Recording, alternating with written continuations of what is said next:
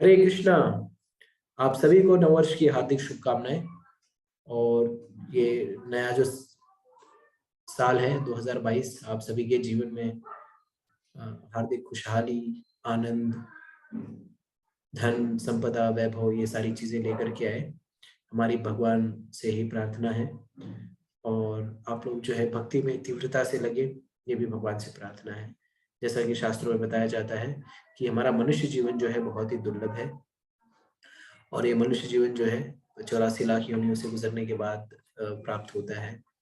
तो ये बहुत ही विशेष अवसर मिला है हमें, जिसमें हम अपने जिसे यूज करके इस्तेमाल करके हम इस जन्म मृत्यु जरा व्याधि के चक्र से बाहर निकल सकते हैं। जैसा कि हम जानते हैं, हम सभी जो हैं वो 3 प्रकार के दुखों से कभी न कभी जो है फंसे रहते हैं। कभी आदि भौतिक दुख, कभी आध्यात्मिक दुख, कभी आदि दैविक दुख। तो वो दुख, कोई दुख जो है हमें हमारे पड़ोसी इत्यादि देते हैं, हमारे रिश्तेदार देते हैं, पति पत्नी देते हैं। कोई दुख जो है हमें प्रकृति देती है, बाढ़, ठंडी, गर्मी इत्यादि। और कोई दुख हमें स्वयं से मिलता है, हमारे शरीर से, मन से इत्यादि। तो ये सारी परेशानियां जो है वास्तविक परेशानी है, जिन्हें हम जिन्हें हम जिन्हें जिन्हें हमें सॉल्व करना है, जिससे हमें बाहर निकलना है। तो मनुष्य जीवन वो टूल है, वो जरिया है, जिससे हम इस जन्म मृत्यु जरा व्याधि नामक परेशानी से बाहर निकल सकते हैं। जब ये मनुष्य शरीर मिलता है, इस भौतिक जगत में जब हम शरीर मिलता है, तो हमें जन्म, क्या कहते हैं, जन्म मृत्यु जरा व्याधि से गुजरना पड़ता है। और ये आदि दैविक, आदि भौतिक, आदि दैविक और आध्यात्मिक प्रॉब्लम, इनसे सबसे जूझना पड़ता है। तो बुद्धिमान व्यक्ति वो होता है जो कि इन प्रॉब्लम को सॉल्व करने का प्रयास करता है, रहता है।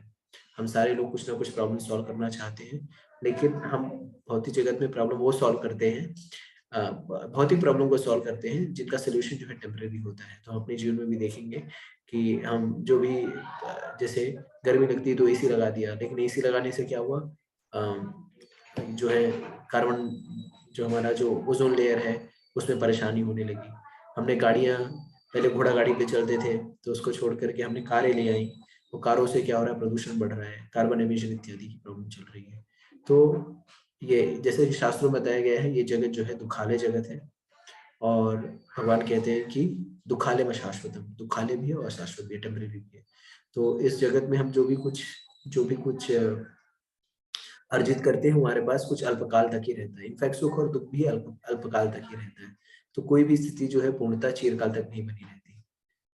तो ये टेम्परेरी जगत से, जब जब चीजें टेम्परेरी है, तो हमें ये भी समझना चाहिए कि चीजें आध्यात्मिक जगत भी है, जहाँ पे सब कुछ परमानेंट है। तो बुद्धिमान व्यक्ति जो है वो प्रयास करता है उस परमानेंट पद को प्राप्त करने के लिए, और परमानेंट परमानेंट जो विषय वस्तु है, जो धाम है, उसको जाने के लिए। तो तभी पॉसिबल हो पाएगा जब हम भक्ति में लगेंगे।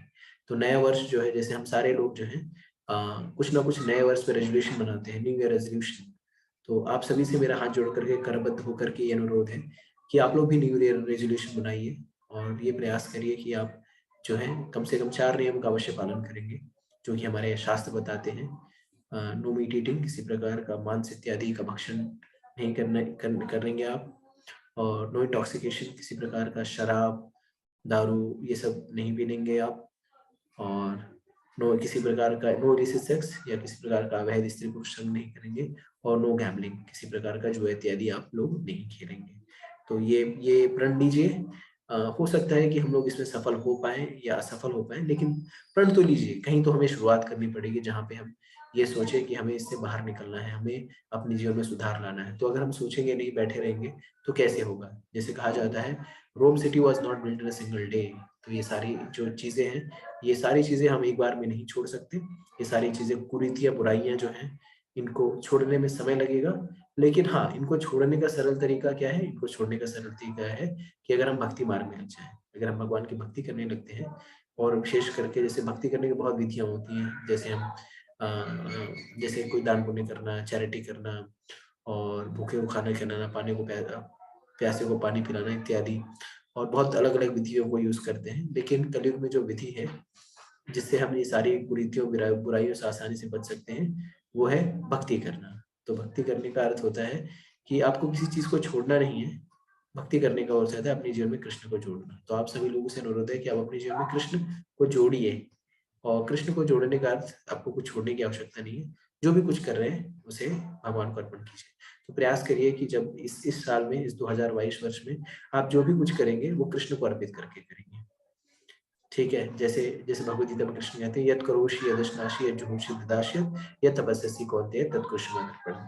तो आप जो भी कुछ करेंगे वो कृष्ण को अर्पित करके करेंगे और कृष्ण की प्रसन्नता के लिए ही सारा कुछ कार्य करेंगे आप। तो भोजन भी पकाएँगे, प्रयास करिए उसे आप भगवान को भोग लगाइए। और भोग लगाने की क्या विधि है, कुछ करना नहीं है, आपको तुलसी पत्र डालने हैं, उसे कहना है भगवान ये आप अर्पण कर लीजिए।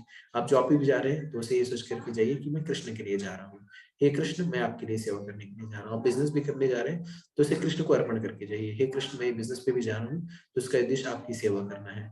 आप गृहिणी हैं, घर का कार्य कर रही हैं तो उसे भी ये सोच करके करिए कि ये कृष्ण के लिए मैं कर रही हूँ, कर रहा हूँ।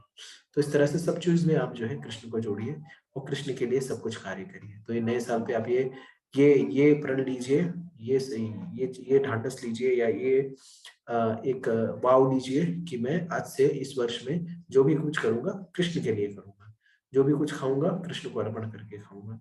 जो भी कुछ मैं मैं जो भी कुछ क्रिया गतिविधियाँ होंगी वो कृष्ण के निमित्त ही होंगी। तो इस तरह से आप ये इस साल रेज़ोल्यूशन लीजिए कि सब आप कृष्ण के निमित्त करेंगे और प्रयास करिए कि आप जो है 4 नियम का अवश्य पालन करें। No meat eating, no intoxication, no illicit sex.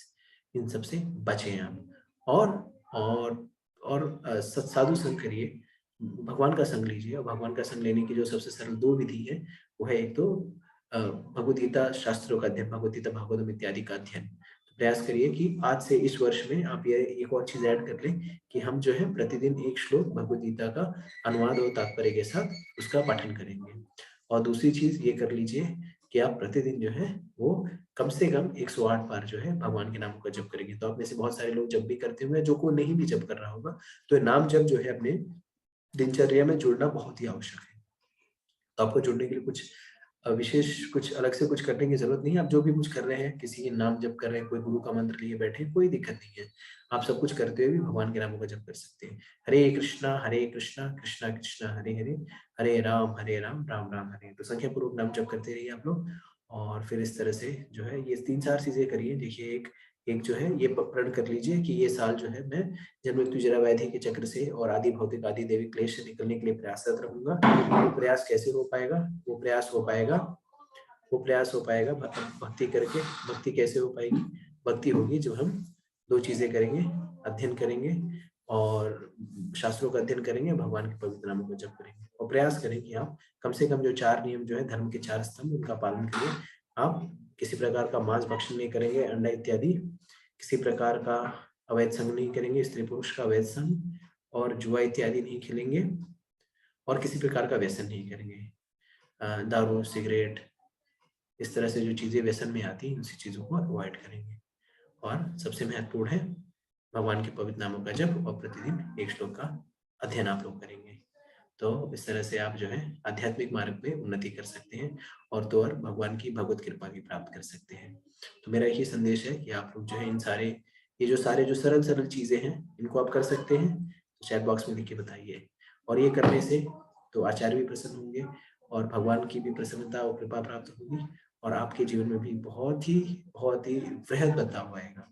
तो आप सारे लोग बहुत ही अच्छे हैं, साधु हृदय हैं। जैसे भगवद गीता में कृष्ण कहते हैं 4 प्रकार के मनुष्य उनके पास जाते हैं, तो आप उन चारों प्रकार के मनुष्यों में से हैं। तो इस कारण से भगवान के आप भगवान के बहुत प्रिय हैं। तो भगवान के प्रिय हैं तो और भी प्रिय बनना है, तो इन सारी चीज़ों को आपको पालन करना होगा। ये सब चीज़ों का पालन करेंगे तो भगवान की भगवत कृपा प्राप्त होगी और आपका जीवन जो है वो सफल हो जाएगा। तो आज इस नववर्ष की संध्या पे मैं भगवान से यही प्रार्थना करूँगा कि भगवान आप सभी को भक्ति दें, अपनी भक्ति में लगाएँ, आप भगवान की सेवा में लगाएँ और आप जो है अब अपना जीवन जो है मंगलमय करें। तो मैं देवशेखर विश्वदास आपसे यही प्रार्थना करूँगा कि आप लोग भी जो है मेरे लिए प्रार्थनाएँ करें कि मैं आप लोगों की और प्रभुपाद जी की सेवा में, गुरु की सेवा में सदैव लगा रहूँ और इस तरह से मैं सदैव कृष्ण को याद रखूँ, कृष्ण को कभी नहीं भूलूँ।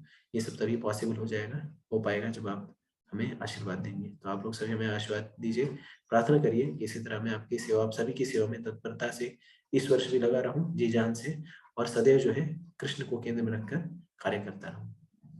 तो आप सभी को मेरा सादर प्रणाम। आप फिर से जो है इस नववर्ष की हार्दिक शुभकामनाएँ और आप मैं भगवान से स्वयं प्रार्थना करूंगा आप सभी के लिए कि आप सभी लोग जो है भक्ति में आगे बढ़ें, कृष्ण कॉन्शियस में और तीव्र हों, नाम का जप करें और प्रचार प्रसार में सहयोग करें और भक्ति में आगे बढ़कर अपने जीवन के परम लक्ष्य कृष्ण प्रेम को अवश्य प्राप्त करें। तो मैं देवशेखर विष्णुदास आप सभी को सादर प्रणाम करता हूँ। हरे कृष्णा, सभी को दंडवत प्रणाम।